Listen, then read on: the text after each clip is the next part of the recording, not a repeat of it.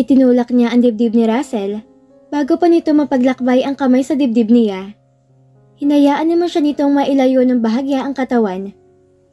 Kung hindi mo ko titigilan, iaalis kong ano ko dito, Russell. Lumakad naman to patungo sa cabinet, saka kumuha ng boxer shorts at puting t-shirt para isuot ang mabilisan. Sa kabila niyon, ay bakas pa rin ang umbok nitong kanina pa yatang gustong kumawala. Ibinaling niya sa anak ang atensyon. I'm sorry. I shouldn't have done that. You're right. You shouldn't have done that. Especially considering you have another girlfriend. Another girlfriend? If you're talking about Rain, she's my cousin. Hindi siya nakasagot. Nasa magkabilang sulok sila ng kama at nasa pagitan nila ang natutulog pang anak. Tila iniiwas na rin ni Russell ang sarili na matukso ulit kapag lumapit sa kanya. Malay ko kung sino siya o baka may ibang babae pa. It has been 2 years. For sure, you have dated a lot of women. I never dated anyone. Kahit itanong mo pa sa buong angkan ko. Alam nila kung sinong mahal ko at kung sino yung gusto kong pakasalan. So please, I'm begging you, Esmeralda. Now that you are single, don't let another man change your name again. Nandito ako. Noon pa ako naghihintay sa'yo. Sinubukan niyang salubungin ang tingin nito, pero hindi niya kaya.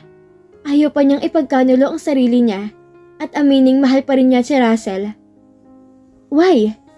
Because you need Zach? Kailangan mo ng tagapagmana ng bilyones mo? If you heard what Rain and I were talking, it was just a slip of the tongue. We say here, as our term of pride. Zach is my pride and joy. There's no question about that. At lalong wag mong questionin ang pagmamahal ko sa'yo. Wala tayong dapat pag-usapan tungkol sa atin. Tinutupad kong usapan natin tungkol sa karapatan mo kay Zach. Pero hanggang dun lang yon. Don't you love me anymore? Sinabi ko ba dati na minahal kita? I think so. Alanganin nitong sagot na tila binalik sa isip kung kailan ba niya nasabing mahal niya si Russell. I don't know. I don't remember anymore. I know. After all the hurt I've caused you, you probably don't want to remember even my name. I am asking for a second chance, Esmeralda. Pwede bang time out muna? I want to enjoy my life as a single and dependent woman. Dito ako nakitulog ngayon habang hindi pa ako nakakahanap ng apartment namin ni Zach. Isang buntong hininga ang pinakawala nito habang nakapamewang. Lumabas na siya sa silid nito bago pa magbago ang isip niya. Nagising ang anak niya 8:00 na ng umaga. Sa silid ni Russell ay nagkalat ang laruan ng anak na carpeted floor. Kausap ng binata ang mga magulang sa library, kaya't nasolo niya si Zach sa kama ni Russell na sumampa sa kanya at nakikipagharutan. Pagbalik nito, ay 3 makakapal na libro ang dala nito sa bisig. Napangiti ito na makita siyang nakahiga sa kama habang nasa ibabaw si Zach na nakasampa sa tiyan niya. Do you want to take short courses like marketing or basic accounting principles? Tanong nito na sumandal sa sofa habang pinapanood sila mag-ina. Nahirapan naman siyang kumilos dahil kapag itinataas niya ang paa ay makikita ang underwear niya. No. Mabilis niyang sagot. Okay na ako kahit hindi na ako nakagraduate. You will be handling finance department. Dapat ay madagdagan ng kaalaman mo sa maraming bagay na may kinalaman sa pera ng kumpanya. Wala naman akong balak magtagal. Natigilan din siya kaagad dahil hindi dapat malaman ni Russell na aalis din siya sa Metro Pacific. I'm glad. Isang matamis na ngiti ang pinakawala nito. Anong nakakatawa? It means you're giving up the company. Hindi ka magpapakasal kay Roger, kaya aalis ka na lang dahil wala ka din naman makukuhang mana. Saan mo naman nakuhang konklusyong yan? Let's travel the world, Esmeralda. I want to make it up to you. Lahat ng hindi ko nagawa noon, lahat ng hindi ko naibigay para iparamdam na mahalaga sa akin, gusto kong ibigay ngayon. Hindi na kailangan, Russell. Tulad ng sinabi ko, gusto ko munang gumawa ng mga bagay na mag-isa. Okay. Ibinaling nito sa iba ang tingin na tila tinatago ang lungkot sa mga mata dahil sa pagtanggi niya. Ipinalipat ko nga palang ibang gamit ko sa kabila na makatabi mo si Zack dito sa pagtulog. Hindi rin kailangan. Tanggi niya ulit. Mamaya din ay maghahanap ako ng kahit maliit na apartment o kondo na malilipatan. Kung hindi kita mapipigilan sa gusto mo, pwede bang hilingin na wag mong tanggihan ng 4 na security personnel na nagbabantay sa inyo ni Zack? I'm not always around to protect you. Sa tingin mo ba, hindi pa rin tumitigil si Sofia? Parang gusto ko nang ipamalita na hindi ako tumanggap ng mana na patahimikin niya na ako. We can't be so sure. Hindi ko gustong ikompromisong kaligtasan yung dalawa ni Zack. Okay, napilitan niyang sagot. Tumayo ito, saka kinuhang anak sa kandungan niya saka ito pinupog ng halik. Humahagikik naman si Zack na gustong-gusto ang ginagawa ng ama. Kung sa mga ganitong pagkakataon, ay hindi niya pinagsisisihan na nakilala ni Zack si Russell. Iba pa rin siguro talagang pakiramdam ng bata ang nakasama nitong parehong ama't ang ina. Magkasabay sila ni Russell na pumasok sa opisina dahil wala naman siyang sasakyan. Nang salubungan siya ni Rain at palihim nitong ngiditian si Russell, kung paano naging magpinsan ang dalawa ay wala siyang idea. Pero kahit paano, ay napanatag siya sa kaalamang iyon. Gusto lang naman niyang ipahinga sandali ang puso niya. Pero kung magpapakasal siyang muli at kung pipili siya ng lalaki, si Russell pa rin ang tiyak na hahanapin ng puso niya. Alas 5 ng hapon na natapos ang meeting nila sa iba't ibang department. Matyaga namang nagtuturo sa kanila ni Roger si Russell. Isinandal niya ang likod sa swivel chair sa bago niyang opisina. Bagong upuan niyang iyon na halos lumuwag siya sa lambot. Kahit ang mesa niya ay bigla na lang pinalitan dahil may dumating na bago. May I come in? Napatitig siya kay Rain at hindi kaagad nakasagot. Totoo kaya na pinsan to ni Russell? Kung susuriin ng dalaga, ay hindi nga naman to ordinaryong babae. Kahit ang pagsasalita nito ay Pino at ibang accent. Sure, what is it? Someone wants to give this to you. Inabot nito ang isang makapal na envelope na may logo ng isang hotel na kulay ginto.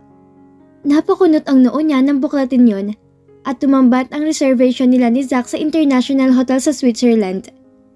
Ano to? Storchen Zurich, one of the luxury hotels in Switzerland.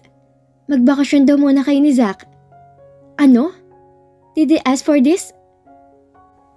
Russell saw how exhausted you were after the meeting. Nakakapagod naman talaga sa dami ng problema ng Metro Pacific. Pero hindi solusyon ang bakasyon sa engrandeng hotel sa Switzerland. Why not? It's one of the most beautiful countries I have ever visited. Try it, so you would agree with me. Magpinsan ba talaga kayo ni Russell? Hindi niya maiwasang magtanong. Third cousin, mga lolo pa namin ang magpinsang buo. I-grab mo na yan. Minsan lang malibre ang mokong na yun, no? Nakatawa nitong wika na umupo pa sa office chair sa harap ng mesa niya. And he is right. You deserve this after enduring all those difficult times. Diyos ko, kayo mayayaman? Kaming mahihirap. Kapag nagpapagod nagkakapilang sa kusina. Hindi ko kailangan ng ganito. Naka-reserve na yan. Paid in full by my generous cousin. Masasayang lang yan kapag hindi nyo ginamit. Pero napakaraming problema dito. Ngayon pa kami magbabakasyon? Ako nang bahala rito. At kaya nga pinilit ni Russell na matapos i-meeting ang 3 departamento ngayong araw nang hindi mo inisip ang kumpanya. Nakahanda na pati ang private plane na sasakyan nyo ni Zack. Rain, if you don't go, Russell and I will take those tickets and hotel reservation. Sige ka, kayo may iwan dito ni Roger kapag hindi nyo ginarab yan. Wala siyang nagawa kung hindi ang tanggapin ng ticket at hotel reservation. Totoo namang gusto niya magbakasyon. Sa katunayan, ay iniisip niya magpunta sa San Francisco o sa New York dahil mas kabisado niya na ang lugar. Siguro naman pwede niyang bawasan ng 5 milyong iniwan ni Nick para sa kanila ng anak niya. I will still think about this. This is too much for a vacation just because I got tired of a meeting after meeting. Hindi mo pa ba alam kung gaano kagalante ang mga Alonzo sa babaeng mahal nila? Jace proposed to Annika in Paris, France. Uncle Dante and Auntie Diana had one of the grandest wedding happen in the history of Alonzo clan. Okay. We are not talking about proposal or wedding here, are we? Kasi kung may proposal na magaganap doon, ay hindi na lang ako pupunta. Pabiro ni Yang wika. Hindi pa rin niya mapaniwalaan na binilhan sila ni Russell ng ticket at reservation ni Zach para lang magbakasyon. Russell wants you to enjoy motherhood. Hindi mo naman daw kasi responsibilidad ang kumpanya para pagurin ang sarili mo dito. At ikaw, ano nga palang ginagawa mo dito kung mayaman din naman kayong pamilya? Bakit hindi ka sa Alonzo Corp nagtatrabaho? Tinakasan ko ang lolo ko na gusto kong ipakasal sa anak na kasosyo niya. You know how these old men worry about their properties, but don't mention anything about it anyone. Sa ngayon, pinaghahanap na rin ako dahil ang sabi ko'y nagpunta lang ako sandali sa Singapore. Bakit hindi ka sa Singapore nagpunta? At bakit kailangan mong pumasok bilang sekretarya ko? All my life, I've been treated like a princess. Bawal akong lumabas mag-isa, bawal akong kumain ng street foods, bawal akong makipagkaibigan kung kani-kanino lang. I want to live like a normal human being, even just for a few months.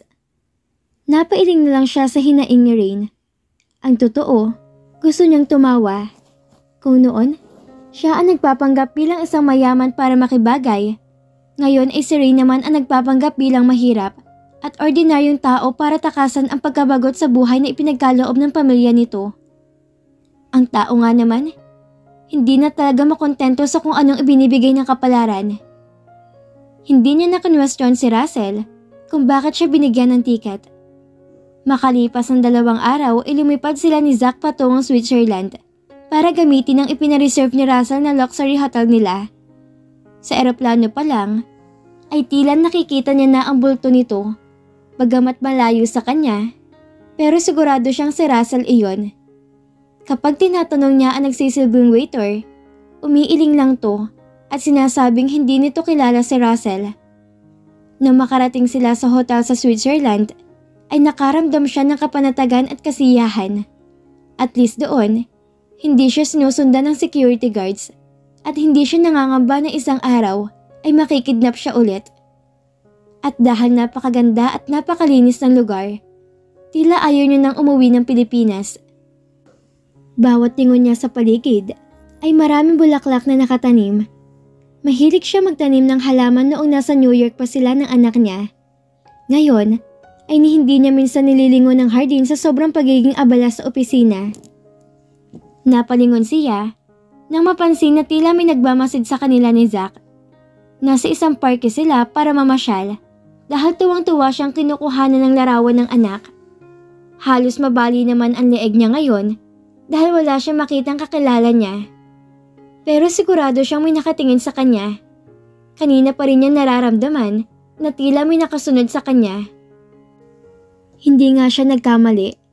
Sa isang parke sa Zurich kung saan maraming turista ang naglalakad, ay nahagip niya ng tingin si Russell. 2 araw na sila dito sa Switzerland at 2 araw na rin ang ganitong pakiramdam sa kanya. Ang totoo, noong nasa eroplano pa lang, ibig bang sabihin ay nakasunod si Russell sa kanila ng anak niya? Pero hindi lang to lumalapit? Sigurado siyang gustong-gusto nitong lumapit. Binibigyan lang siya nito ng distansya dahil yon ang hinihiling niya. How was your trip? Tanong ni Roger na makabalik sila sa Pilipinas matapos ang 1 linggo. I bet you had a good time. We had, of course. Napakaganda nga talaga ng Switzerland. You might want to visit in one time. Question niya kay Roger. If I have to visit that place, I want to be with you. Ngumiti pati ang mga mata nito. I miss you, know that? Nasanay akong palagi kang nasa tabi ko. Umalis na nga kayo sa bahay. Pati dito sa opisina wala ka rin. Roger, I know. Si Russell pa rin ang gusto mo, hindi ba? Wala akong sinabing ganun. Kaagad niyang tanggi. Kahit si Russell hindi ko ina-entertain, gusto ko muna maging single sa ngayon at bigyan priority si Zach. Pero magkasama kayo sa Switzerland. What? Of course not. Kaming dalawa lang ni Zach ang nagbakasyon. Ni minsan hindi kami nagkita doon. Totoo naman ang sinabi niya na sila lang dalawa ni Zach ang nagbakasyon. Hindi naman talaga nila kasama si Russell. Kahit pa nakasunod naman talaga to sa kanila. Are you sure? Of course. Kung alam kong kasama siya, hindi kami tutuloy. In fact, I have found the place where Zach and I can stay now. Iaalis ko na rin siya sa bahay ni Russell dahil gusto kong panindigan ang pagiging single ko.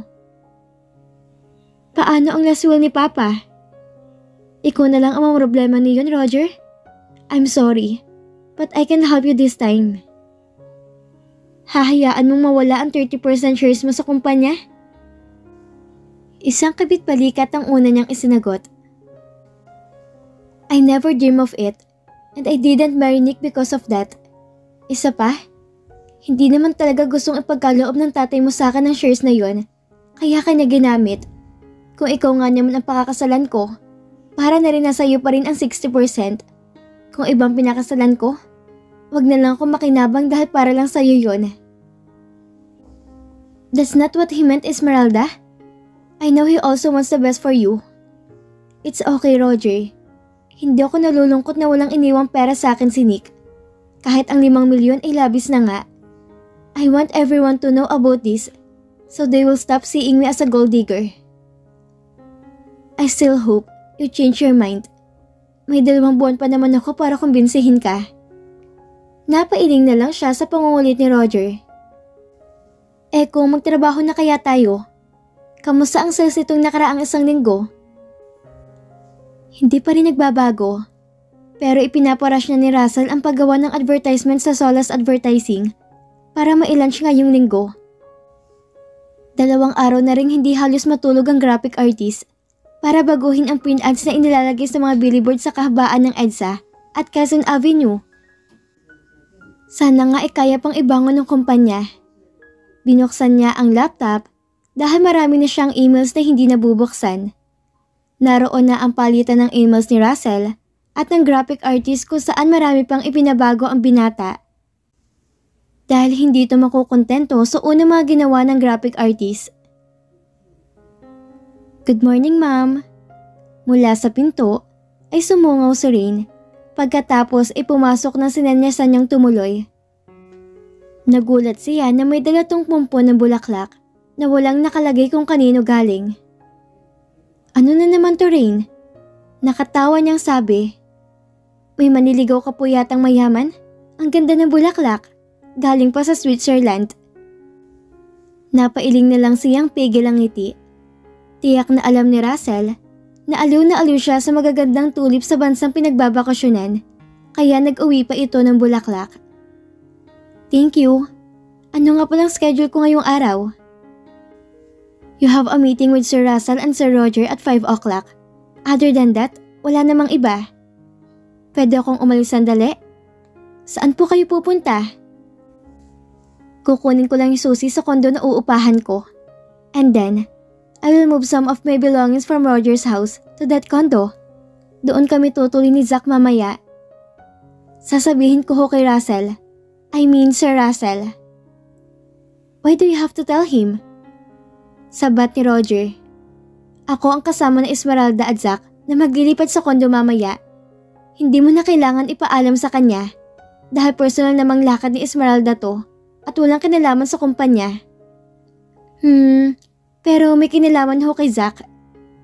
Esmeralda is the mother of Zach. Hindi na ba pwede magdesisyon si Esmeralda na walang approval ni Russell ngayon? Ako nang bahala makipag-usap kay Russell. Wika niya kay Rain bago sinanyasan na pwede nang umalis ang dalagang sekretarya. Hindi pa man to nakakalabas ng pinto ay nagsalita na ulit si Roger. Bakit nakikialam na rin yata ang babaeng yan sa mga desisyon mo? Anong klaseng sekretarya yan? Roger, babala niya Nang huminto si Rain na buksan ang pinto para pakinggan ang palatak ni Roger. Pero hindi yata napansin ng binata dahil nakatalikod to sa pinto. You know what? I suspected to has an affair. Palagi magkasama at magkausap ang dalawang yan. Nauhuli ko ang pumapasok palagi sa opisina ni Russell. Kahit ikaw dapat ang boss niya. Sobra ka namang manghusga sa sekretarya ko? If you're thinking about accepting Russell into your life, then think again. Ang lakas ng loob niyang padalhan ka ng bulaklak, pero lumalandi siya sa ibang babae. Nagkatinginan pa sila ni Rain bago nito dahan-dahang binuksan ang pinto at lumabas ng walang ingay. Patuloy pa si Roger sa pagsasalita ng kung ano-ano kay Rain. I don't care what affair Russell has with other woman. Sinabi ko naman na wala akong balak mag-entertain na maniligaw ngayon dahil gusto ko munang ayusin ang buhay namin ni Zach. Now let's go back to work because I've missed a lot of paperwork for a week. Naging abala naman sila ni Roger sa trabaho hanggang sa tanghali. Napuntahan na rin niya ang kondo na lilipatan nila ni Zach simula bukas.